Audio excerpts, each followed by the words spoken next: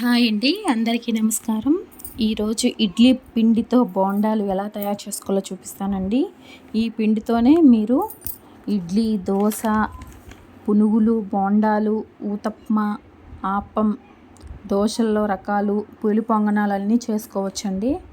ముందుగా ఇడ్లీ పిండిని తీసుకోండి. తీసుకున్న తర్వాత మీకు ఎంత మైదా కావాలో ఒక కప్, నేనైతే ఒక కప్పు యాడ్ చేస్తున్నానండి. మైదా ఒక కప్పు యాడ్ చేసుకోండి. యాడ్ చేసుకున్న తర్వాత మీరు గెరెట్తో కలుపుకోండి, లేకపోతే హ్యాండ్తో కలుపుకోండి, ఇంకా బాగుంటుంది, ఈవెన్గా కలుస్తుంది. సో కలుపుకున్న తర్వాత ఒక స్పూన్ రుచికి సరిపడినంత సాల్ట్ వేసుకోండి. దాని తర్వాత వంట సోడా వేసుకోండి. కొంచెం ఎక్కువ వేసుకుంటే కూడా ఇంకా స్మూత్గా వస్తాయి. కొంచెం వాటర్ యాడ్ చేసుకోండి, బాగా బీట్ చేసుకోండి.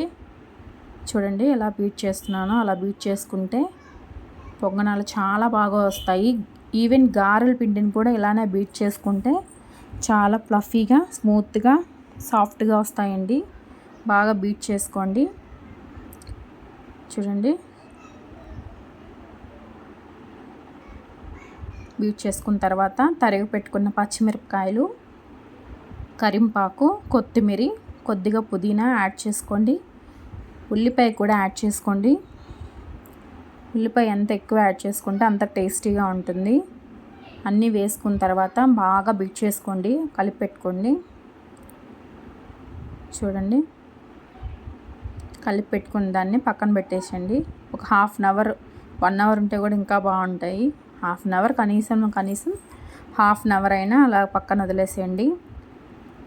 దాని తర్వాత ఆయిల్ హీట్ చేసుకోండి. స్టవ్ మీద ఆయిల్ పెట్టి హీట్ చేసుకున్న తర్వాత చూడండి ఎలాగ బబుల్స్ వచ్చాయో. సో ఇలా ఉంటే సరిపోతుంది. ఆయిల్ హీట్ అయిన తర్వాత ఒక్కొక్క బోండాను వదులుకోండి. బాగా రెడ్డిగా వచ్చేయాలి. మీడియం ఫ్లేమ్లో ఉన్నప్పుడే, ఎక్కువ హై ఫ్లేమ్లో కాకుండా మీడియం ఫ్లేమ్లో ఉన్నప్పుడే బోండాలు వేసుకున్నారంటే లోపలంతా బాగా కుక్ అవుతుంది. అంతేనండి, చాలా సింపుల్గా టేస్టీగా బోండా రెడీ.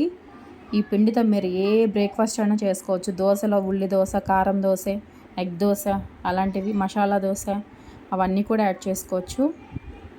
చాలా బాగుంటుంది. ఈ బోండాల్ని చట్నీతో, కారంతో సర్వ్ చేసుకుంటే చాలా టేస్టీగా ఉంటుంది. ఆనియన్స్ కూడా వేసుకోండి. అంతేనండి, చాలా ఈజీగా టేస్టీగా బోండా రెడీ. ఈ వీడియో మీకు నచ్చినట్లయితే లైక్ చేయండి, షేర్ చేయండి, సబ్స్క్రైబ్ చేసుకోండి. Thank you.